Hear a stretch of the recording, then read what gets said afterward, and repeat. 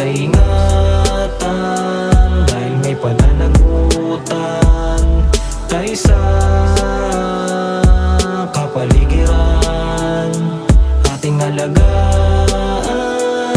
ang paraiso sa kalikasan. Habang ako'y naglalakad patungo sa isang mapayapang lugar na madalas kong puntahan, pag ako'y naguguluhan, ito ang aking paraan, ang magmuni-muni at masdan ng kapaligiran. Ngunit ang nadatnan ko ay lubhang karumal-dumal, nakakalat sa daan, mga basurang sandamukal. Napatulala ako at mas lalong nagimbal, dahil ang dating ilog ay naging malawak na kanal. Napaluhod at umiyak, nagtanong sa isip ko, paano na yung mga batang bagong silang sa mundo? Malalaman ba nila ang tunay na simbolo? Maglalaro, maglalakihan sa lugar na maggulo. Maling pagtapon ng basura, atin bang itutuloy? Maglalakad ka ba sa dagat-dagatang apoy? Dahil lang paraiso ay nilamon na ng pumunoy, at ang sariwang hangin ay naging masangsangang apoy. Ang kalikasan, huwag pababayaan, bago sa ingatan, dahil may pananagutan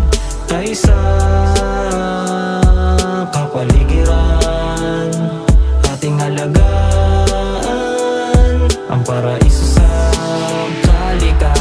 Ano ba ang nangyayari dito sa ating mundo? No ba akong nasasaktan pag pinagmamasdan ko to? Mga basurang nagsikalat kahit san ka mapalakan, samot-sari ang dumi hanggang sa ilog at sa dagat. Alimuon na amoy na di na kaya sikmurain ng mga tao, dahil sa napakasangsang na hangin. Sasakyan sa kalsada, pati na ang pabrika sa usok na binubugan nila. Parang gabi na, napakahirap huminga, nahihirapan lang hapin. Animoy parang may bara na di mo kayang tanggalin, napakasakit tanggapin, halos hindi ko maatim. Nang makita ko ito, ako ay napailing. Mga putol-putol na puno, yung iba nakatumba, bitak-bitak na lupa at mga bundok na kalbo na. Ako'y biglang nalumo sa aking mga nasaksihan. Asan na ba ang ganda ng paraiso sa kalikasan? Ang kalikasan, huwag pababayaan, bago sa ingatan, dahil may pananagutan tayo sa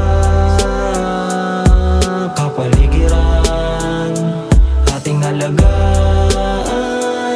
ang paraiso sa kalikasan. Hindi napalagay sa aking nasaksihan, di ako natahimik kaya ako napagpasyahan, na sumulat ng awit magbibigay kaalaman sa lahat ng mga tao na walang pakialam. Tayo din ang dahilan kung bakit nagkakaganto. Hahayaan na lang ba masira ang ating mundo? Ibangon sa pagkabaon, tayo ang susi sa kandado na magbubukas patungo sa magandang pagbabago. Tapon natin ang mali, damputin natin ng tama. Lahat ay magagawa kapag tayo ay sama-sama, dahil walang hindi kaya pag tayo'y nagkaisa. Humawak sa kasabihan, habang may buhay may pag-asa. Padama ang malasakit, huwag kang magbalat kayo. Ito ang hamon ng Panginoon sa ating mga tao. Sagipin ating mundo, ang simula ay nasa iyo. Maging mabuting ehemplo sa matuwid na pagbabago. Ang kalikasan, huwag pababayaan, bago sa ingatan, dahil may pananagutan